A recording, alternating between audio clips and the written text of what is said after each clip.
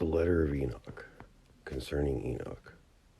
Enoch was born and became a good and devout man who fulfilled God's will and was not influenced by the counsels of the giants. For there were giants on earth at that time, and Enoch was translated to heaven by God's command, and no one saw how his removal happened. Concerning Noah. In these days when the giants were around and did not want to glorify God, a man was born whose name was Noah, who was devout and feared God. And like Enoch, he was not influenced by the giants' counsels. When the giants heard that the righteous Noah was building an ark for the flood, they laughed at him.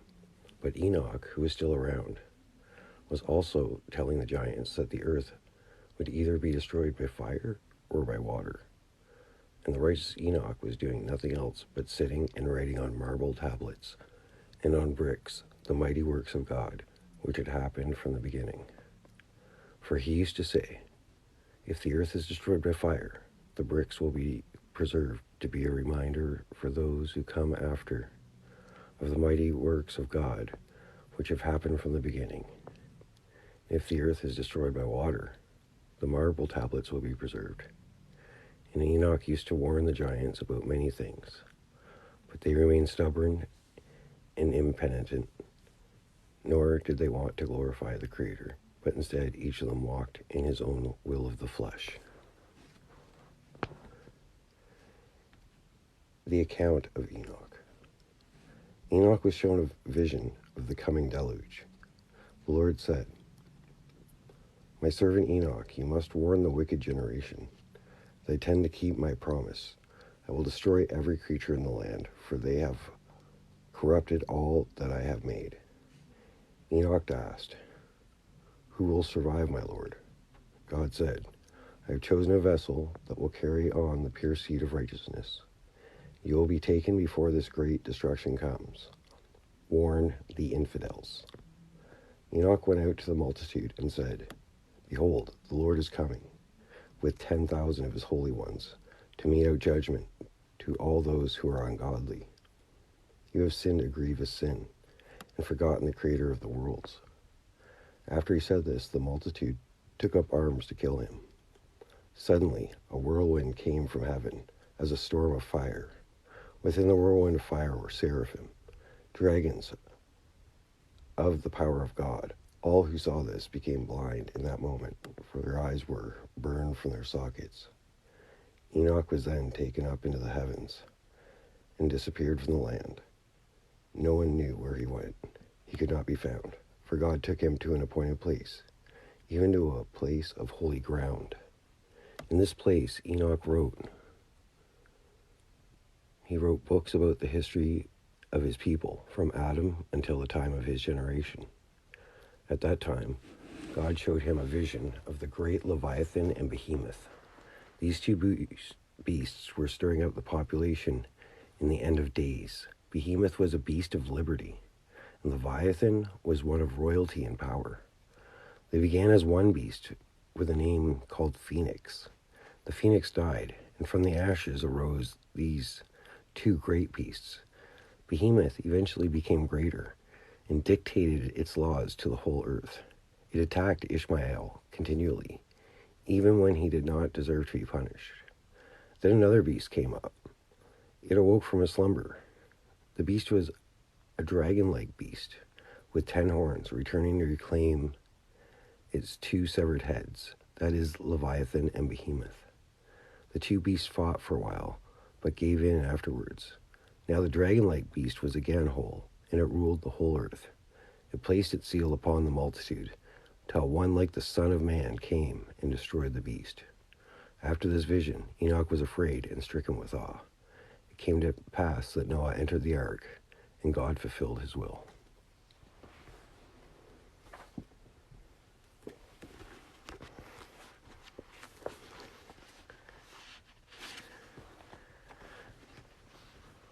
The first vision of Enoch.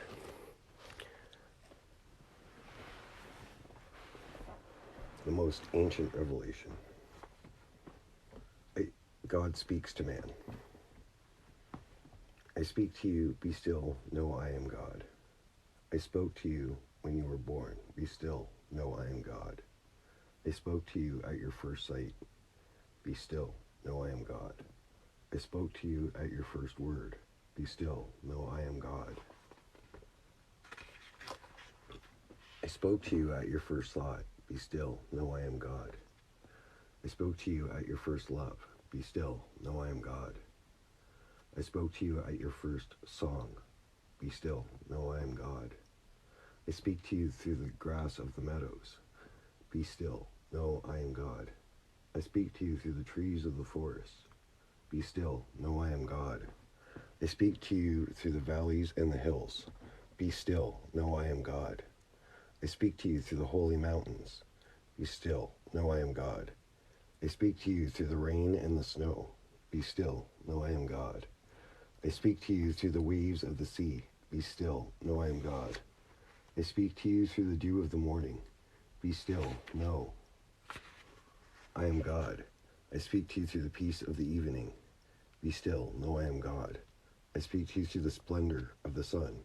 Be still, know I am God. I speak to you through the brilliant stars. Be still, know I am God. I speak to you through the storm and the clouds. Be still, know I am God. I speak to you through the thunder and lightning. Be still, know I am God. I speak to you through the mysterious rainbow. Be still, know I am God. I speak to you when you are alone. Be still, know I am God. I speak to you through the wisdom of the ancients. Be still, know I am God. I will speak to you at the end of time. Be still, know I am God. I will speak to you when you have seen my angels. Be still, know I am God. I will speak to you throughout eternity. Be still, know I am God. I speak to you. Be still, know I am God.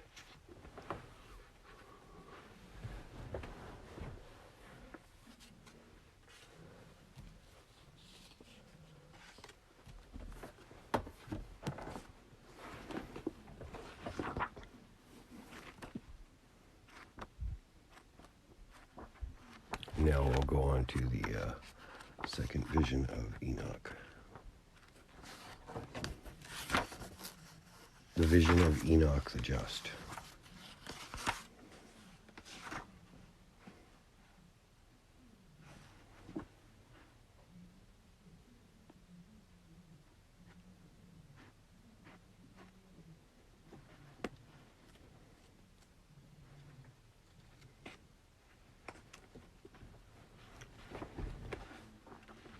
The vision of Enoch the just.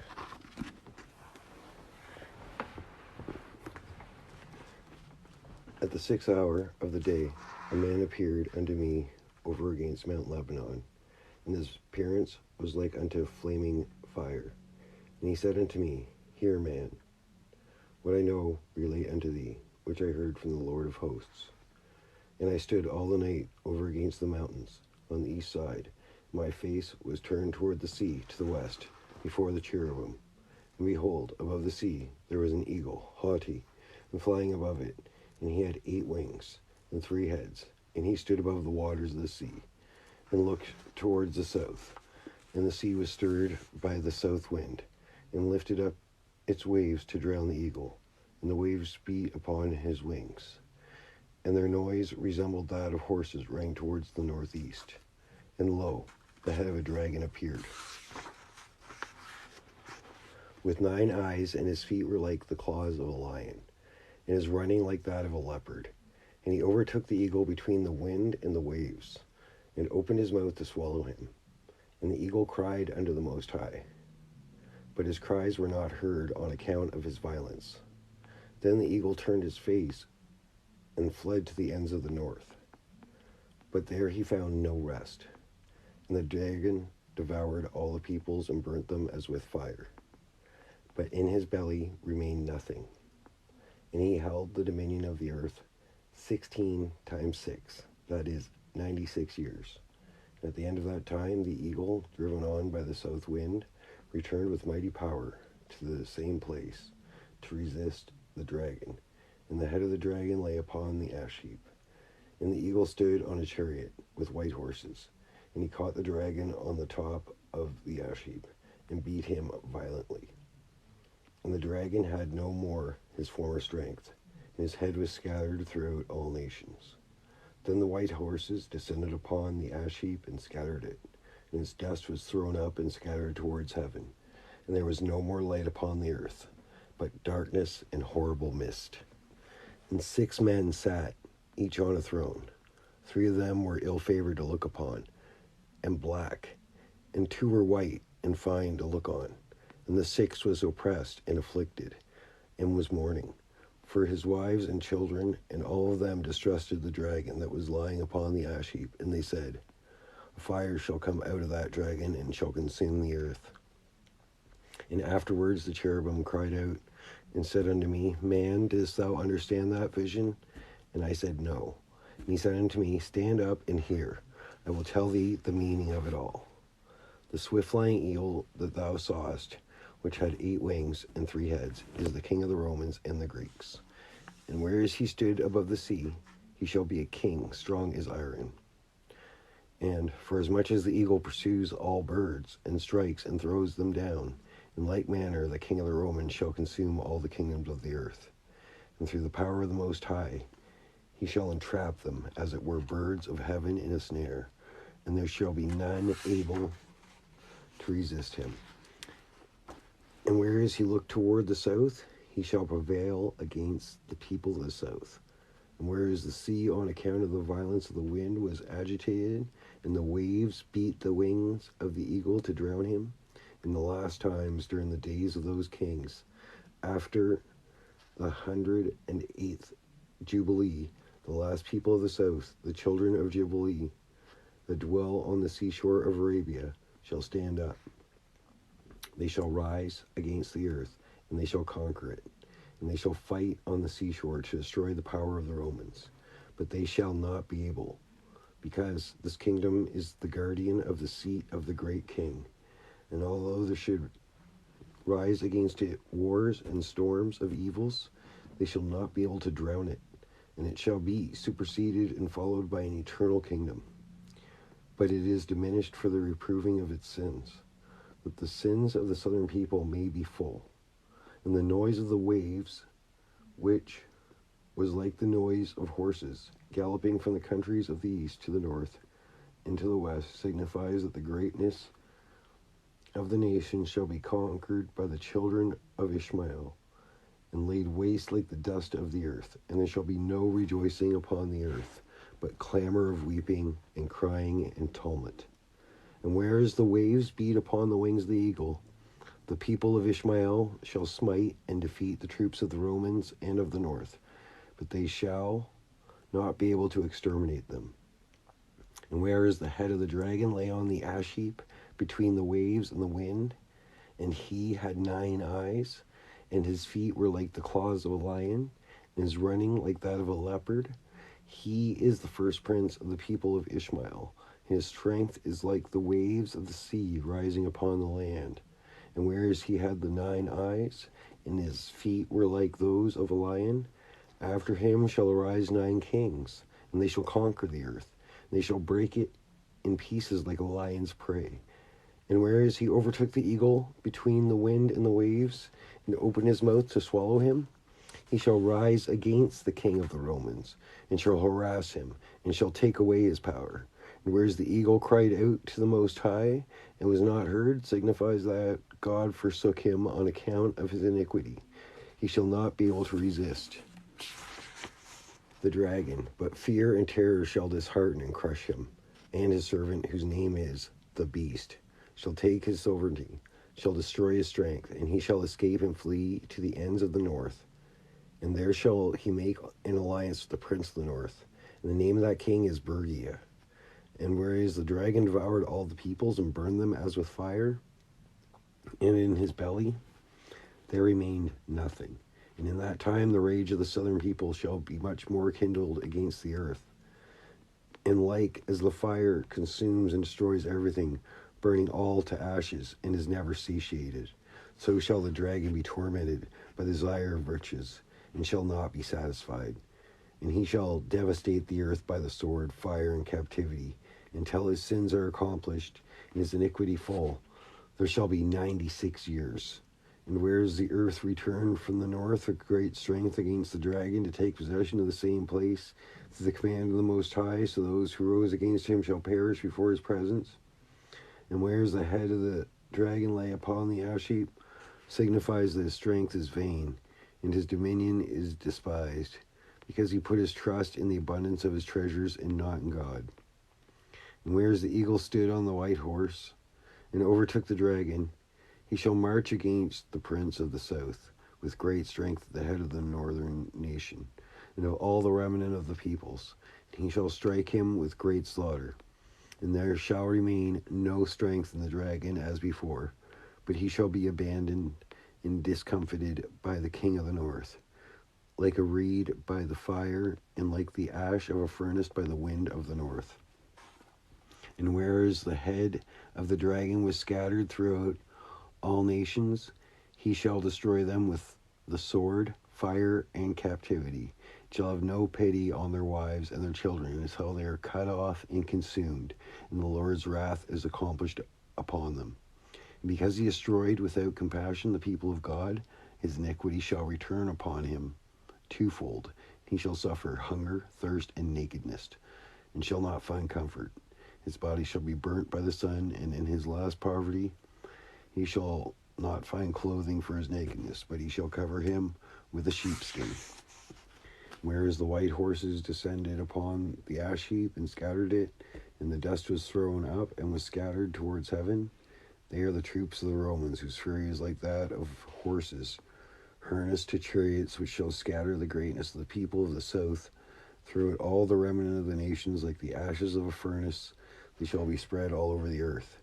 And whereas the dust went up and was scattered towards heaven, this is the smoke of the impious wrath of the people of the south, the vengeance of whom the end of all the earth shall come. And whereas there was no light upon the earth, but darkness, their ungodly deeds did keep back from created beings God's mercy, which enlightens and comforts those whose hearts are crushed, like the light and the dew of morning that fall upon the earth, and make the plants to rejoice. And whereas 6 men sat each on a throne, and 3 being ill-favored to look upon and black, this shows the time of the people of the south. 3 chiefs of tribes, that is 3 times 30, which makes 90 years, and 6 more years of the dominion, in which the tribulations shall be increased. The fields shall lose their fertility, the spring shall decrease, the earth shall become arid, the plants shall be unfruitful, the woods shall be dried up, the cedars shall fall, the flowers shall fade, there shall be flaming and consuming fire, the air shall be turned to smoke, the birds shall die, the fishes shall diminish, the animals and the beasts of the field shall be destroyed, the rain shall produce no fertility, and frost and hail shall cause ravages. Mankind shall not beget children, they shall be sterile, and they shall be of short life, so there shall be want of everything. For the earth, on account of the evil doings of men, shall grow old, and shall cease to bear, and as they that dwell upon her shall give no fruit of life, so the earth also shall not conceive through the virtue of her seeds, and her womb shall not put out the flower of the fruit. There shall be found in her putrefaction and filthiness, and from heaven shall come down fire and destruction upon sea and land. But after the suppression of the dominion of the south, when the anger and the wrath of the Lord shall be fulfilled against them, afterwards, whereupon thou sawest 2 men sitting, transfigured and well-favored, and ruddy and graceful. So when the Romans shall destroy the southern people, they shall smite them, first upon the sea, and the Lord shall cause a storm to rise and drown them. And the king shall trust in God, and shall ascribe the victory unto him. And again he shall smite them 6 times upon the land, and the remnant of them shall he drive away to their own land, and shall carry away captive their wives and their children to Greece and to Sicily. Through the command of the Most High he shall make peace, and he shall live 12 years more, and then peacefully pass to another life. And afterwards shall rise another peaceful king, and his name Phivib which being translated is Tiber, and he shall rule 33 years. These are the two chiefs of tribes transfigured and fine to look on, and in their days shall be peace and abundance, and men shall forget all the former evils and tribulations. There shall be fertile fields and abundance of products for the barn and for the winepress. Then the earth shall give forth her produce as before. For the joy of men the field shall abound with corn and wine, and heaven shall pour down fruitful rains. And there shall be no more hail, neither shall fire come down from heaven, nor shall there be thunderstorms. 1 grain of corn shall give 100 ears of corn, and 1 branch of the vine 1,000 bunches of grapes. And upon the mountains shall be vine plants, fine branched and laden with fruit, and the olive trees shall produce sevenfold to the joy of men, and the men shall rest and shall forget their former tribulations. Then shall appear a certain star, having a tail toward the east, which means that there shall be more peace in those parts. And the people of the Jews shall gather together in Mesopotamia, and toward the country of Palestine. The town of Damascus shall be abandoned by its inhabitants, shall become the abode of beasts of the field and of the wild beasts. And concerning the 6th man, who is mourning for his wives and children, he represents the end of the time of the life of the world. For after the death of the peaceful king, whose name is Tiber, a king of low birth shall arise, whose name is Herzig, and his dominion shall be despised, and he shall rule 3 years. In that year the kingdom shall be in perturbation, and it shall be divided into 10 kingdoms. For when the king of the north shall strike the people of the south, and shall carry them away captive, he shall carry away captive with them the ungodly prince, young in age, born in the town of Bashana, whose name is Umud, and his mother with him. He shall go to Byzantium, and there he shall dwell 30 years, and learn among the Greeks the science of philosophy. He shall distinguish himself in it more than all the others, and he shall be honored by the kings, and he shall become a general, and he shall perform acts of valor in war, and shall receive honor from the king. Afterwards the kingdom shall be divided into 10. Thenceforth the universe shall not cease from being agitated by wars, and during 5 years there shall be famine upon the earth, and the heavens shall keep back their rain, and the earth shall not give her produce. The rivers shall dwindle, and the sea shall stink, and the wild beasts and the animals shall perish. And the townsmen shall fall down and die, and there shall be no one to bury them. Gold and silver shall be despised, and there shall be no one to gather them. Even the beauty of women shall be disdained. This is the time of the 6th chief, who is mourning for his wives and sons. And whereas thou sawest those who were afraid and said, a fire shall come out of the dragon, shall burn all the earth. This means that after the death of the king, whose name is Herzig, the kingdom shall be in confusion, and in 1 month shall be divided into 10. And after the first 50th, the rebel shall reign, and shall prevail against the 10 kings. He shall strike 2 of them, and shall undo and overthrow the dominion of the 10. And seizing upon the kingdom, he shall march against the Palestina, and against the dominion of the children of Ishmael. He shall return victorious, and with many auxiliaries the people of the south shall go against Palestina and strike it.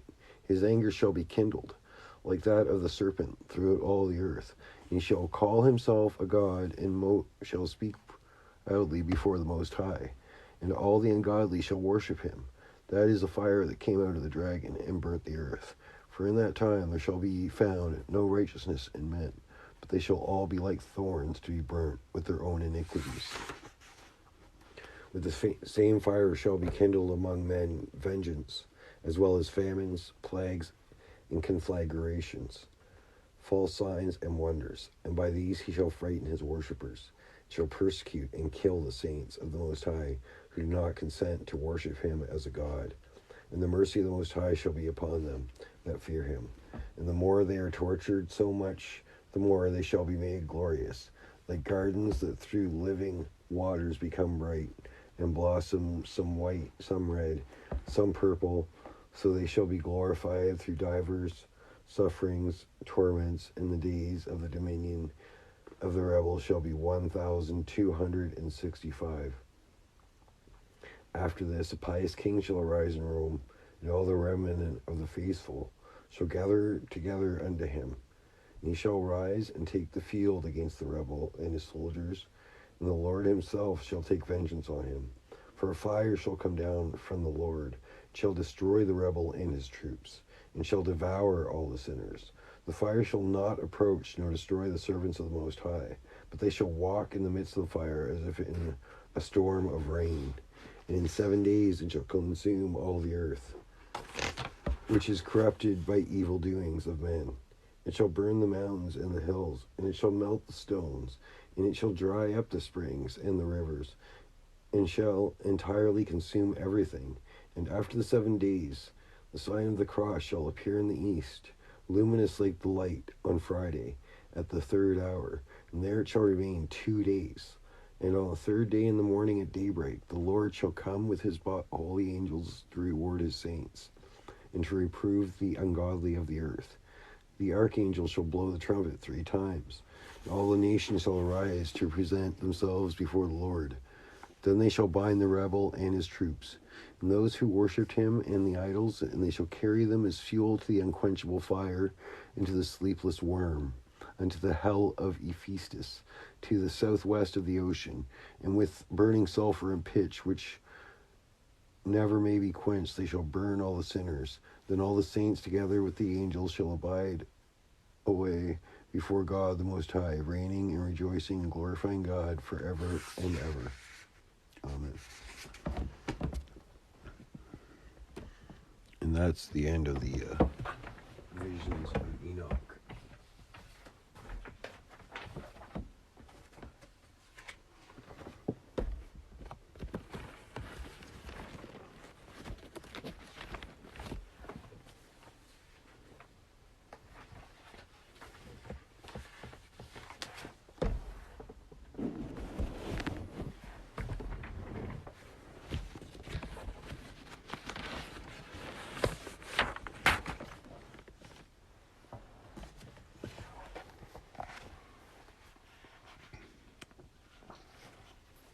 Now we're just going to read the 7 fires prophecy.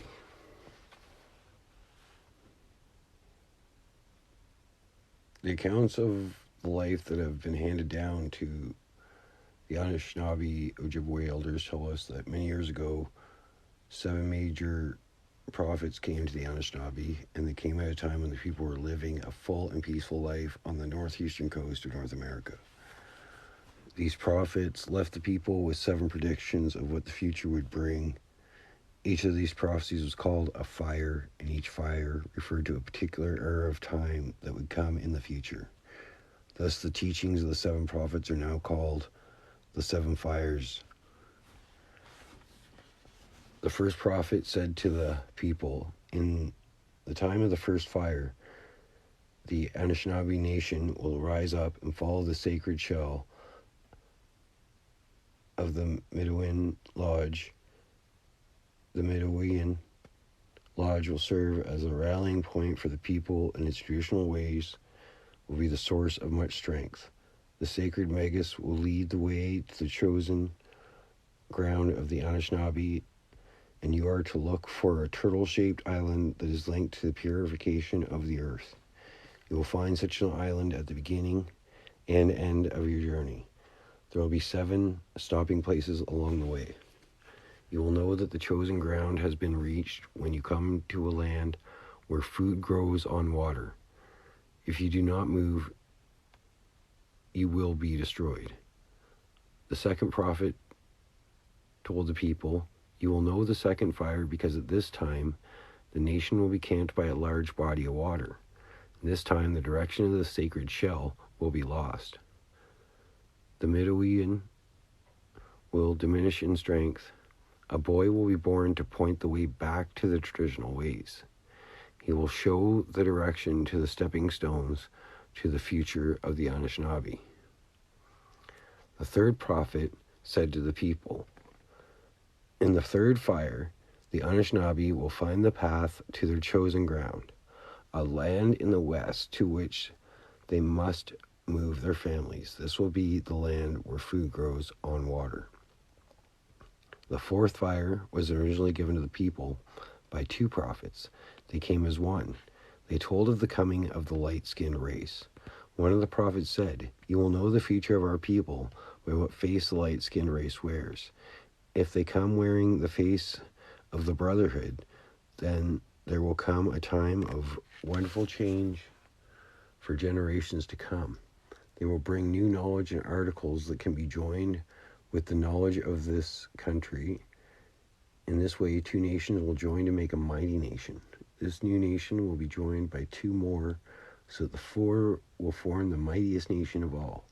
You will know the face of brotherhood if the light-skinned race comes carrying no weapons, if they come bearing only knowledge and a handshake." The other prophet said, "Beware if the light-skinned race comes wearing the face of death. You must be careful, because the face of brotherhood and the face of death look very much alike. If they come carrying a weapon, beware. If they come in suffering, they could fool you. Their hearts may be filled with greed for the riches of this land. If they are indeed your brothers, let them prove it. Do not accept them in total trust.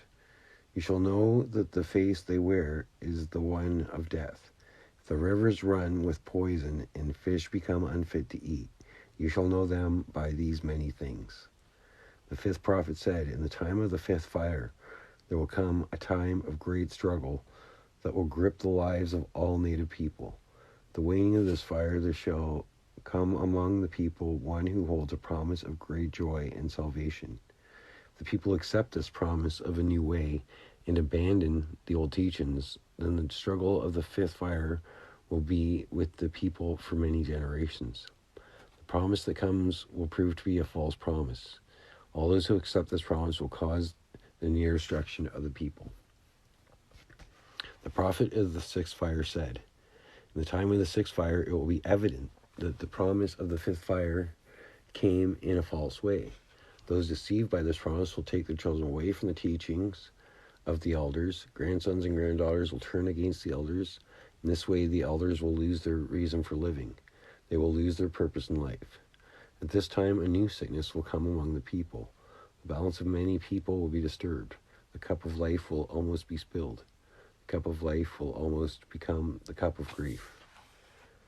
At the time of these predictions, many people scoffed at the prophets. They then had medicines to keep away sickness. They were then healthy and happy as a people. These were the people who chose to stay behind on the great migration of the Anishinaabe. These people were the first to have contact with the light-skinned race. They would suffer the most. When the fifth fire came to pass, a great struggle did indeed grip the lives of all native people. The light-skinned race launched a military attack on Indian people through the country aimed at taking away their land and their independence. When the sixth fire came to be, the words of the prophet rang true as children were taken away from the teaching of the elders. The boarding school era of civilizing children had begun. The seventh prophet that came to the people long ago was said to be different from the other prophets. He was young and had a strange light in his eyes. He said, "In the time of the seventh fire, a new people will emerge that will retrace their steps to find what was left by the trail. Their steps will take them to the elders, who will ask to guide them on their journey. But many of the elders will have fallen asleep. They will have awakened to this new time with nothing to offer. Some of the elders will be silent out of fear. Some of the elders will be silent because no one will ask anything of them. The new people will have to be careful in how they approach the elders. The task of the new people will not be easy. The new people will remain strong in their quest. The water drum of the Meadowin Lodge will again sound its voice. There will be a rebirth of the Anishinaabe nation and a rekindling of old flames. The sacred fire will again be lit. It is at this time that the light-skinned race will be given a choice between two roads. If they choose the right road, the seventh fire will light the eighth and final fire, an eternal fire of peace, love, brotherhood, and sisterhood. If the light-skinned race makes the wrong choice of roads, then destruction which they brought with them in coming to this country will come back to them and will cause much suffering and death to all the peoples of the earth.